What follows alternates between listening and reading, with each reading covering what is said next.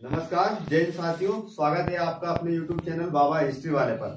साथियों, आज हम मध्य प्रदेश के इतिहास का एक अति प्राचीन कालीन राजवंश के बारे में चर्चा करेंगे। ये जो टॉपिक है, जो प्री के लिए तो बहुत इंपॉर्टेंट है ही है, मेंस के लिए भी ये बहुत महत्वपूर्ण सिद्ध होगा। और प्राचीन कालीन राजवंश है, कहीं ना कहीं सुना हुआ राजवंश है, जो कि आपको पढ़ने में इंटरेस्टिंग भी रहेगा और कुछ नई चीजें जानने को भी मिलेगी इसमें। तो राजवंश का नाम है गर्दभिल्ल राजवंश। अब गर्दभिल्ल राजवंश क्या है और ये कौन से क्षेत्र में निवास करते हैं, थोड़ा सा इन चीज को अपन समझने का प्रयास करते हैं। गर्दभिल्ल राजवंश अति प्राचीन कालीन राजवंश है और चूंकि ये भिल्ल शब्द आया है एक तरीके से, तो भिल्ल मतलब भील जनजाति, तो भीलों के ही पुराने कोई राजा थे और जिनका नाम था गर्दभिल्ल। अब गर्दभिल्ल नाम क्यों पड़ा, इसके बारे में अपन समझने का प्रयास करते हैं। आखिर गर्दभिल्ल था कौन, कहां पर राज करते थे, कहां पर इनका मतलब राज्य क्षेत्र था और कौन कौन से क्षेत्र इनके अंडर आते थे, मतलब राजवंश के अंतर्गत। तो उसको हम समझने का एक प्रयास करते हैं कि गर्दभिल्ल कहां के शासक थे। आपने एक पुराना नाम सुना होगा अवंती। और अवंती का एक नाम उज्जैन है, उज्जैन को अपन अवंती कहते हैं। तो अवंती मतलब उज्जैन के अगर ज्ञात सबसे मतलब पहले अगर कोई शासक थे तो वो कौन थे, भिल्ल मतलब एक तरीके से गर्दभिल्ल। अब इनका गर्दभिल्ल नामकरण के पीछे भी एक कोई ना कोई एक रहस्य है, उसको अपन समझते हैं। देखो साथियों, सबसे पहली चीज तो ये है कि उज्जैन में एक राजा शासक करते हैं, उनका कई कई नाम अलग अलग सोर्स में अलग अलग नाम मिलते हैं। जैसे कि महेंद्रदित्य नाम मिलता है उनका, महेंद्रदित्य के बाद में गंधर्व सेन नाम मिलता है और गर्दभिल्ल नाम मिलता है। तो इनका नाम गर्दभिल्ल क्यों पड़ा, इसके पीछे थोड़ा सा रीजन समझने का प्रयास करते हैं। जैसे कि गर्दभिल्ल वैसे तो शंकर भगवान को मानता था, एक शिवलिंग के रूप में भगवान शिव का उनको मतलब विशेष पूजा पाठ करता था और उनका एक तरीके से बहुत बड़ा सेवक था। लेकिन उज्जैन गंधर्वों की नगरी भी कहा जाती है, यानी कि गंधर्व वही लोग होते हैं जो देवताओं की सभा में नित्य गायन का काम करते थे। तो गर्दभिल्ल ने एक अधिष्ठात्री देवी रहती है गर्दवी, उन देवी को इसने प्रसन्न कर रखा था और प्रसन्न करने के बाद में उनसे एक सिद्धि भी प्राप्त कर रखी थी। सिद्धि ऐसी प्राप्त कर रखी थी कि वो जब उस देवी का अनुष्ठान करता था या आह्वान करता था तो वो देवी स्वयं प्रकट हो जाती थी और स्वयं प्रकट होने के बाद में वो क्या करती थी, उसकी सहायता करती थी। चाहे वो किसी भी परिस्थिति में, अगर युद्ध में है तो वो युद्ध में उसकी मदद करेगी, मतलब हर तरीके से वो राजा की मदद करती थी, ऐसा उनका था। तो गर्दभिल्ल बहुत पावरफुल, समय के बहुत सबसे ज्यादा पावरफुल राजा थे, इसी कारण उनका नाम उस देवी के नाम के आधार पर उनका नाम क्या पड़ता है, गर्दभिल्ल। अब आगे ऐसा होता है कि इनकी सूरवीर और योद्धा प्रवृत्ति के तो ये राजा थे ही, योद्धा तो थे ही। इनका डंका पूरे मतलब मालवा क्षेत्र से के ऊपर, मतलब उत्तरी क्षेत्र में इनका पूरा एक तरीके से नाम चलता था अच्छे से। तो अब हुआ क्या, कोई भी राजा इनके टक्कर का नहीं था, क्योंकि कई बार राजाओं ने उनसे लड़ने का प्रयास किया, उनके राज पर अटैक करने का प्रयास किया, लेकिन वो असफल रहे कहीं ना कहीं, क्योंकि एक योग्य राजा था, दूसरा कहीं ना कहीं उसको देवी देवताओं की शक्ति भी प्राप्त थी। देवी देवताओं की शक्ति प्राप्त ऐसी थी कि जैसे कि जब भी कोई राजा अगर गर्दभिल्ल से लड़ने आता था तो वो क्या करता था, उस देवी का अनुष्ठान करता था और उस देवी को प्रसन्न कर लेता था। तो देवी प्रकट होकर उसकी मदद कैसे करती थी, जब वो आवाज निकालती थी तो एक स्वर निकलता था उनके मुंह से और उन स्वर की टेर गा से शुरू होती थी। किससे होती थी, गा से।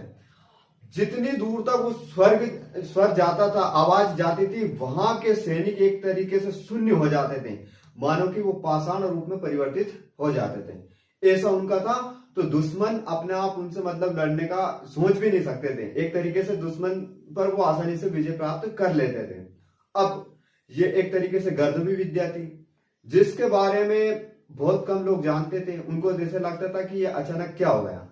लेकिन अब आगे जब इनके और भी एक ऋषि का नाम आएगा कालिकाचार्य, उनसे उनका संघर्ष होता है, वो अपन आगे चर्चा करेंगे।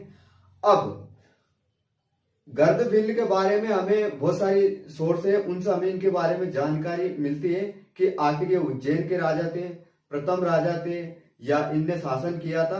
तो इनके बारे में अपन को कहां से जानकारी मिलती है, दो चार अपन सोर्स के नाम जानते हैं। पहला तो सोर्स उनका मिलता है वायु पुराण में। वायु पुराण में एक उनको अलग नाम से दर्शाया गया है और उनसे संबंधित कुछ विशेष जानकारी दी गई है ना। दूसरा सोर्स हम देख सकते हैं इसमें, ये त्रिलोक प्रज्ञप्ति है जो जीव सेन की है, यहां से भी इनके बारे में जानकारी मिलती है। दूसरा है मेरुतुंगाचार्य की थेरेवली। इन थेरेवली में कालिकाचार्य और जो गर्दभील राजा थे, इन दोनों के बीच में जो संघर्ष हुआ था, इसकी कहानी मिलती है। तीसरी चीज ये हरिवंश पुराण में इनके बारे में जानकारी मिलती है, जिसने ये क्या वर्बा नामा पाठ नाम का कुछ ग्रंथ है, उसमें इनकी जानकारी मिलती है इनके बारे में। अब इनके कुछ नाम है, जैसे गर्दभील, गंधर्वसेन, महेंद्रदित्य, ये बहुत सारे इनके कुछ नाम मिलते हैं इनके बारे में। तो हुआ क्या, अब थोड़ा सा इनके बारे में अपन चर्चा करते हैं, इनके बीच में हुआ क्या। तो कालिकाचार्य और इनकी एक बहन थी सरस्वती, ये क्या थे, ये जो धारा नगरी थी उन समय, यानी कि अभी वर्तमान में हम धार के नाम से जानते हैं, उस समय धारा के नाम से जानते हैं, धारा नगरी के नाम से इसको जाना जाता था। तो यहाँ के एक राजा थे वेरी सिंह नाम के। तो इनके ये पुत्र और पुत्री थे, मतलब कि ये भी एक राजा के राजकुमार और राजकुमारी दोनों थे। लेकिन कहीं ना कहीं ऐसा होता है कि इनके यहाँ पर जैन भिक्षु आते हैं और वे जैन भिक्षुओं से जो मतलब उनके प्रवचन या मान ली जाए किसी भी प्रकार से वो प्रभावित होते हैं और जैन धर्म में वो चले जाते हैं, मतलब जैन धर्म स्वीकार कर लेते हैं। और वो दोनों, एक तो कालिकाचार्य और एक उनकी बहन कौन, सरस्वती, ये दोनों क्या करते हैं कि ये जैन धर्म के प्रचार प्रसार के लिए अवंती नगरी आते हैं। कहां पर आते हैं, उज्जैन में आते हैं। अब भाई साहब होता यह है कि जब ये उज्जैन में आती है, कौन, सरस्वती, उनके भैया कौन थे, कालिकाचार्य के साथ में, इनका एक नाम है कालक, राजकुमार कालक। तो उनका नाम जब जैन धर्म स्वीकार कर लेते हैं तो उनका नाम एक तरीके से क्या पड़ जाता है, कालिकाचार्य।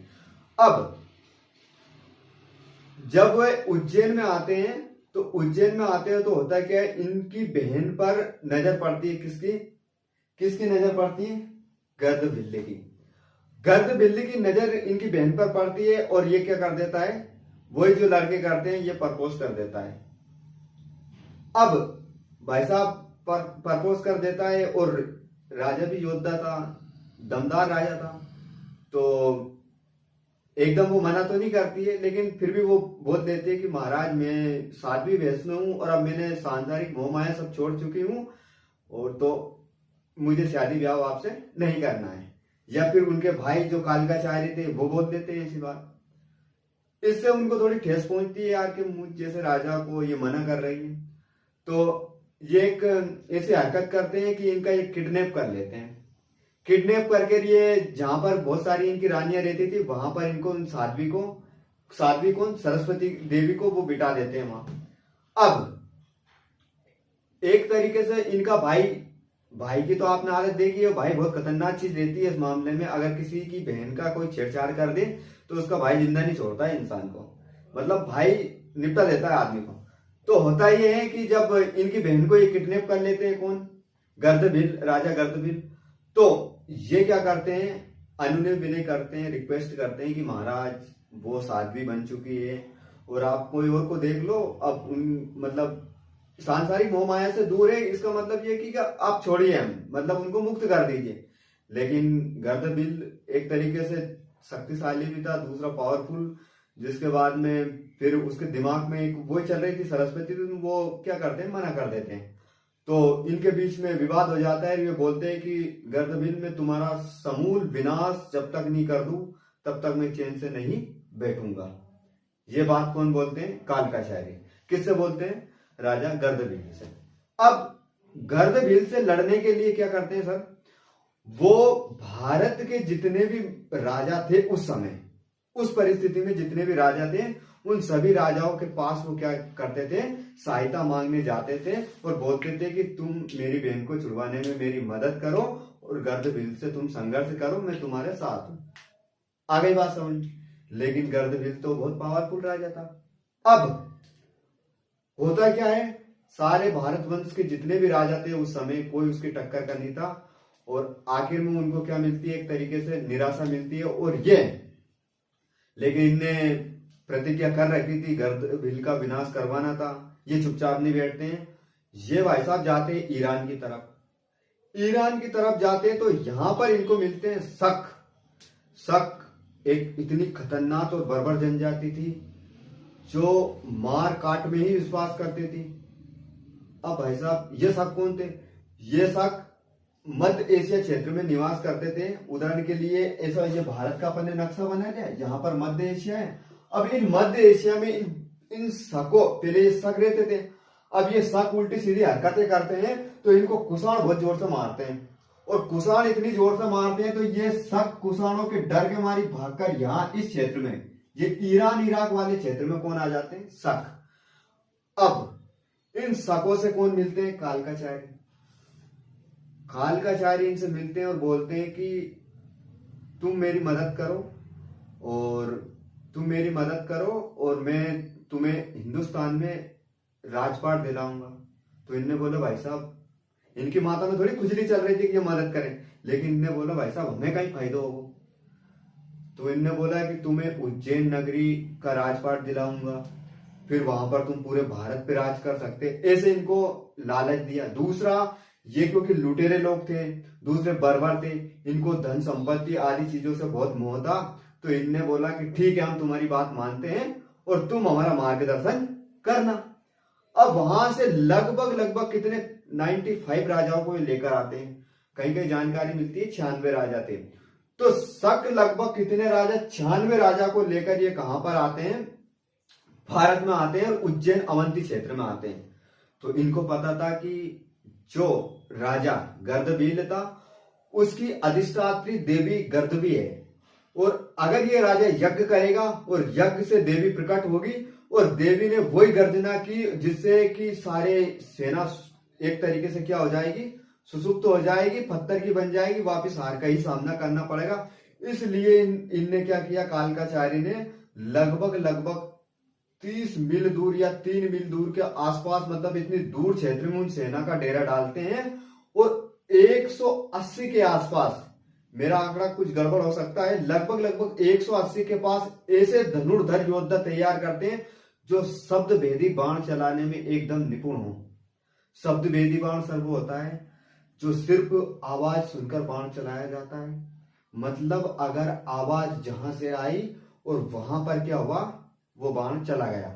जैसे कि शब्द भेदी बाण चलाने का एक उदाहरण हमें रामायण काल में राजा दशरथ का मिलता है, जो राजा दशरथ ने हाथी की आवाज सुन के ऐसा महसूस करके शब्द भेदी बाण चलाया था जिससे श्रवण कुमार की मृत्यु हुई थी। आगे बात समझे, वही शब्द भेदी बाण।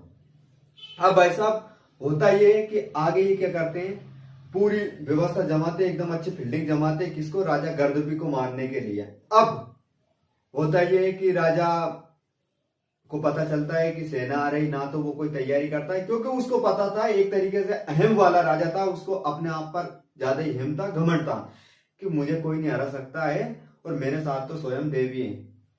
वो देवी जैसा घमंड कौन, जैसे कि मछला हरण में पतली करके राजा ज्वाला सिंह ने किया था, क्योंकि जब भी उससे कोई लड़ना आता था तो वो देवी को फट से प्रसन्न कर लेता था और देवी उसकी तरफ से लड़ती थी। वही काम किसने किया यहाँ पर सर, गर्दभील ने किया, जो अपनी अधिष्ठात्री देवी गर्दभी को प्रसन्न करते हैं वो यज्ञ के माध्यम से। अब भाई साहब होता ये है कि देवी यज्ञ से प्रकट होती है, और प्रकट होने के बाद में जैसे वो गर्जना करती है तो वो जो शब्द भेदी बाण वाले 180 लोगों को उनने फील्डिंग में लगा रखा था ना, वो साले क्या करते हैं, उसी स्वर, जिधर से वो स्वर आता है उसी दिशा में वो बाण छोड़ते हैं, और बाण छोड़ने के बाद में क्या होता है, वो सारे बाण जाकर उस देवी के मुंह में लग जाते हैं, तो जिससे क्या होती है, उस देवी की गर्जना बंद हो जाती है, और गर्जना बंद होने के बाद में देवी की शक्ति क्षीण हो जाती है, और वो राजा का यज्ञ असफल हो जाता है। अब जो सैनिक उस समय क्या बनते थे सर, पत्थर के बनते थे, वो पत्थर के नहीं बने, वो वैसे के वैसे ही। अब थोड़ी देर वो देवी उनके सामने टिकी, जिसके बाद में देवी अदृश्य हो जाती है, और फिर उनको मौका मिलता है, कौन को, कालिकाचार्य बोल देते हैं कि अटैक। अटैक बोलने के बाद में होता है क्या है कि वो वहां पर आक्रमण करते हैं, और आक्रमण करने के बाद में होता है ये है, क्या होता है कि गर्दभिल्ल राजा को ये पराजित कर देते हैं, और पराजित करने के बाद में बंदी बनाकर कालिकाचार्य के सामने ये प्रस्तुत किसको करते हैं, गर्दभिल्ल को। कौन करते हैं, शक करते हैं। अब उनकी जो प्रतिज्ञा थी, उनको बहन को छुड़वा दिया, राजा को उनने पराजित कर दिया, और बाद में शकों ने इनको मार डाला। शक इनको मार देते हैं, और अब होता क्या है कि उनकी प्रतिज्ञा पूरी हो गई, जिसके बाद में इन्हीं गर्दभिल्ल के अब आगे इनकी वंशावली बढ़ेगी भाई साहब। क्योंकि उज्जैन में जिस नाम आपने सुना होगा, जिस राजा का नाम जो सबसे महत्वपूर्ण और मुख्य राजा आता है, विक्रमादित्य। विक्रमादित्य इसी राजवंश से था, तो उसके बारे में हम थोड़ी जानकारी लेते हैं। गर्दभिल्ल के 2 पुत्र थे। कितने, 2 रानियां थी, दोनों रानियों के 2 पुत्र थे। एक का, बड़ी रानी के पुत्र का नाम था राजा भरथरी, जिनकी रानी थी पिंगला, वो भी एक स्टोरी है, वो भी सुनाएंगे। एक छोटी रानी का पुत्र था, कौन था, विक्रम, राजा विक्रमादित्य। अब भाई साहब इन दोनों की, जैसे हमने लिखा भी रखा है, ये गर्दभिल्ल के वंश, जिसमें विक्रम राजा भरथरी थे और दूसरे विक्रमादित्य थे। अब होता ये है सर, विक्रमादित्य से के बड़े भाई तो कौन थे, भरथरी। अब भरथरी को राजपाट इनका मिल जाता है, क्योंकि उस टाइम पे शकों ने थोड़ा बहुत बचाया था, वो राजपाट किनको मिल जाता है, भरथरी को मिल जाता है। तो भरथरी एक प्रकार से, उनका राज में कोई इंटरेस्ट नहीं था भाई साहब, राजकाज में उनका मन नहीं लगता था। उनका मन लगता था, उनकी एक बहुत खूबसूरत लड़के से शादी करवा देते हैं। अति खूबसूरत लड़की थी, उस लड़की का नाम था पिंगला। तो उनका मन कहां पर लगता था, रानी पिंगला में। वो पिंगला से बहुत प्रेम करते थे भाई साहब।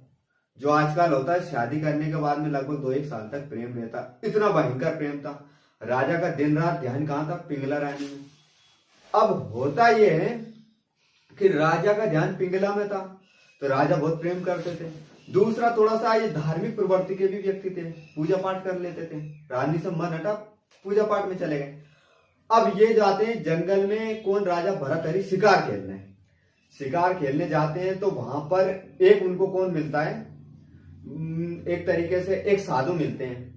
तो साधु मिलते हैं तो वो उनको एक क्या देते हैं, फल देते हैं राजा को फल देते हैं। राजा से बोलते हैं कि राजा साहब, आप ये फल खाइए, जिससे आप हमेशा यौवन और अमर रहोगे। तो भाई साहब आजकल वही हुआ जो आजकल लड़के करते हैं। क्या करते हैं, जब अगर कोई लड़का किसी लड़की से प्रेम करता है, या किसी की कोई गर्लफ्रेंड रहता है, तो भले वो कोई चीज खाएगा नहीं, लेकिन वो अपनी गर्लफ्रेंड के लिए जरूर ले जाएगा। चाहे वो भूखा मर लेगा, लेकिन गर्लफ्रेंड के लिए समोसा लेकर वो जरूर जाएगा। तो उनने वो फल खाया नहीं, जान के उनकी, क्योंकि उनकी रानी अति प्रिय थी, तो उनने बोला कि अपन अपनी रानी को ही खिलाते हैं, तो जिंदगी भर वो हमेशा जवान रहेगी और हमेशा अमर रहेगी।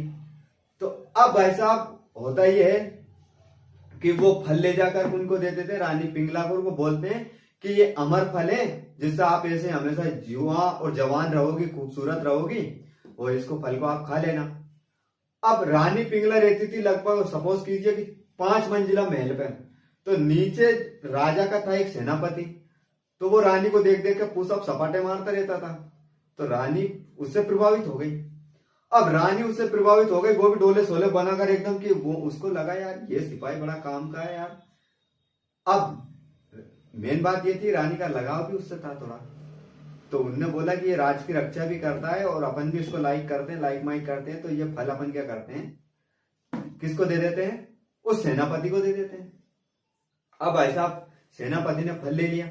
अब वो सेनापति वहीं के राज्य की नगर वधु एक वेश्या को पसंद करता था। तो उसको लगा कि यार मैं तो राज की सेवा मेवा कर रहा हूं, मैं जिससे प्रेम करता हूं मैं उसको दूं, तो वो हमेशा युवा और जवान रहेगी, तो अपना सही फीलिंग लगेगी। तो अब होता ये है कि वो फल वेश्या के पास ले जाता है, और वेश्या को बोलते हैं ये अमर फल है, इसको खाओ, आप हमेशा युवा जवान और सही रहोगे, मतलब एक तरीके से। तो अब वेश्या ने सोचा कि यार मेरा क्या, मेरी ना तो कोई इज्जत है ना कुछ नहीं, और मैं अमर होके भी क्या करूंगी। तो मैं ये करती हूँ कि हमारे राजा बहुत अच्छे हैं हमारे राज्य के। कौन? राजा भरतहरि। ये फल मैं अपने क्यों ना मैं अपने राजा साहब को दूं और वो अपना राज अच्छा चलाए, क्योंकि वे बहुत अच्छे राजा हैं। अब वो फल लेकर वो कहां पर जाती है? महाराज भरतहरि के पास। भरतहरि जब वो फल देखते हैं तो एकदम उचक जाते हैं भाई साहब। एक ही उनका दिमाग घूम जाता है कि साला ये फल तो मैंने रानी को दिया था और ये इसके पास कैसा? वेश्या को वहीं रोक ले तो बैठो बैठो बैठो बैठो, एक मिनट एक मिनट एक मिनट, फाल्ट है कुछ? तो महाराज क्या फाल्ट है? अच्छा ये बताओ ये फल तुम्हें दिया किसने? तो वो बोलते हैं कि हमें आपके सेनापति ने दिया। अच्छा सेनापति को लाओ। तो सेनापति को पकड़ के लाए। सेनापति सही सही बताना वरना गर्दन तुम्हारी धड़ से अलग हो जाएगी। सेनापति डरते हुए बता देता महाराज हमें रानी साहिबा ने दिया। ओ तेरी का, महाराज का दिमाग हो जाता बिल्कुल खराब। साला मैं इतना प्रेम करता हूँ इतना ये करता हूँ फलाना ठिकाना, रात दिन इसकी उसमें लगा रहता हूँ, और एकदम कुपित होकर राजा जी क्या करते हैं, सब मोह माया ऐसा बोलकर सन्यासी धारण करने के लिए, सन्यास क्या वो मरने के लिए निकल पड़ते हैं। कौन? राजा भरतहरि। अब राजा भरतहरि जब वो निकल पड़ते हैं तो अब मरने जा रहे थे। अब उनको रास्ते में मरने जा रहे थे तो उनको रास्ते में मिल जाते हैं गुरु गोरखनाथ। गुरु गोरखनाथ वही जिनके गुरु थे गुरु मत्स्येंद्रनाथ, और माना जाता है गुरु गोरखनाथ शंकर भगवान के अंश थे। तो उनको गुरु गोरखनाथ मिल जाता है। गुरु गोरखनाथ के पास आते हैं कि भाई साहब भैया तो क्यों मर रहे हो, कहीं दिक्कत है, तू बता हमें। तो अब वो बोलते हैं कि मैं एक रानी से प्रेम करता था, मेरी ये वो मुझे प्यार में धोखा मिल गया, अब तो दिल मिल टूट गया, अब नहीं, अब जीना ही नहीं है हमको, अब तो मरना है। तो उन्होंने बोला अरे भाई भरतहरि तो वास्तव में पागल आदमी है यार, धोखा तो कलयुग का प्रसाद है भाई साहब, और ये तो मिलना थे, आज तुमको मिला कल उसको मिलेगा परसों इसको, ऐसा चलता रहता है। तो तुम मरे मरे मती, तू चल हमारे साथ, अपन वही दोनों रमांगर बैठेंगे बढ़िया आराम से।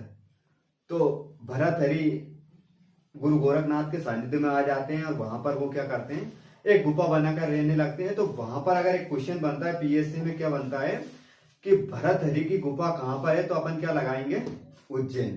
तो वहां पर दोनों धूना रमाते हैं और वहीं पर उन्हीं रानी के प्रेम वियोग जो भी हो उसमें वो क्या करते हैं, कुछ रचनाएं लिखते हैं।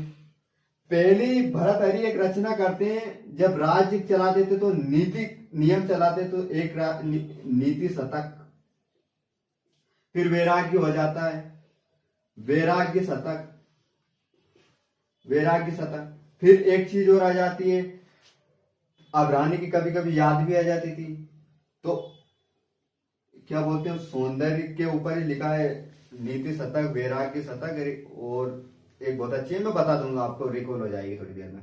अब यहां से ये चीजें चलती है।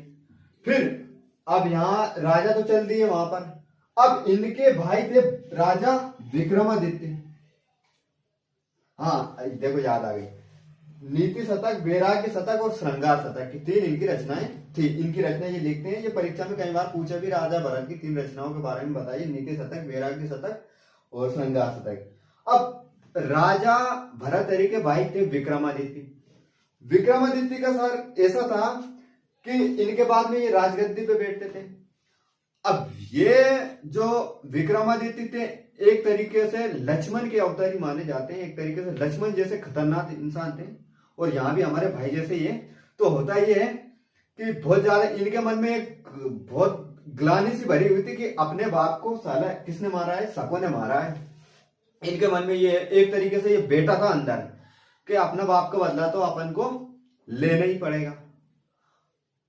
जैसे कि एक बहुत अच्छे गद्य वो आता है कि बाप का बेरी जो ना मारे ऊको मांस को ना खाए, यानी कौवा भी नहीं खाता है, जब तक बाप का के बेरी को नहीं मार दूंगा तब तक मैं चैन से नहीं बैठूंगा। ये राजा विक्रमादित्य क्या करते हैं, प्रतिज्ञा करके बैठते हैं।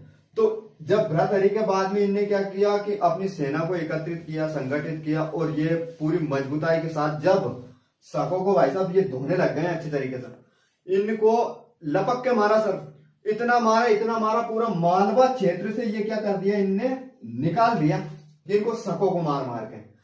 अब कुछ शकों ने इनके वहां शरण ले ली, आश्रय ले ली, वो एक अलग बात है। अब इनको मारा, और इनको मारने के बाद में इनका नाम पड़ जाता विक्रमादित्य की उपाधि से ये संबोधित होता।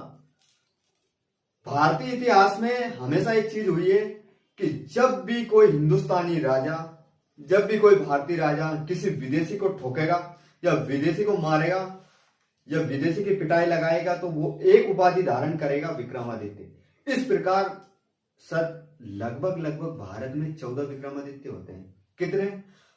जो अज्ञात विक्रमादित्य का नाम आता है वो अज्ञात विक्रमादित्य कौन थे?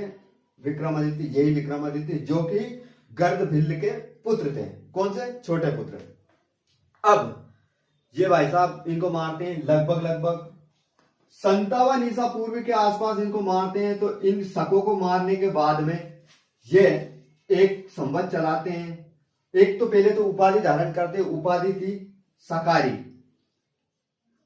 ये सकारी की उपाधि धारण करते हैं और यहां पर एक संवत चलाते हैं। कृत्य मतलब होता है दुश्मनों का नाश, यानी कि दुश्मनों का नाश करने वाला। यहां पर दुश्मन कौन थे? शक।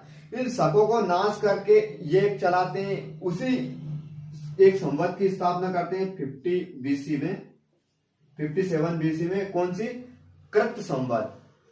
चूंकि ये मालवा क्षेत्र में निवास करते थे, मालवा क्षेत्र में रहते थे, तो ये मालव संवत की स्थापना करते हैं। फिर इसी मालव संवत को एक और नाम देते हैं विक्रम संवत। इस प्रकार इनका नाम हमें मिलता है। और इनसे संबंधित कुछ चीजें जैसे कि सिंहासन 32 में भी इनका वर्णन मिलता है। ये सारी चीजें इसमें होती है। अब भाई साहब मेन चीज ये बची है कि इनके बाद में इतने योग्य और इतने व्यवस्थित शासक नहीं मिले हैं। कुछ शासकों का नाम है, क्योंकि इनको एक नाम और भी पड़ा है, सप्तगर्दभिल्ल। सप्तगर्दभिल्ल का मतलब ये होता है, कौन सा क्या होता है? सप्तगर्दभिल्ल का मतलब होता है इन 7 राजा। कितने? 7 राजाओं ने इस राज्य क्षेत्र में शासन किया था, इसलिए इनका नाम एक सप्तगर्दभिल्ल भी मिलता है। तो इनके बाद में सप्तगर्दभिल्ल कौन कौन से राजा थे? विक्रमादित्य का ही पुत्र था एक विक्रम चरित्र, जिनका नाम धर्मादित्य के नाम से भी मिलता है। विक्रम के बाद में इनके पुत्र के बाद में भाईल नाम का मिलता है। फिर एक राजा नाइल नाम का मिलता है और अंतिम होता है नाइंद्र। कौन?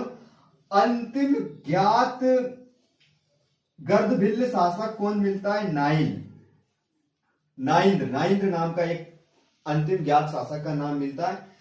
इस प्रकार क्या होता है साथियों, ये जो एक मध्य प्रदेश के इतिहास में बहुत इंपॉर्टेंट टॉपिक था, इसको हमने 360 डिग्री समझने का प्रयास किया है।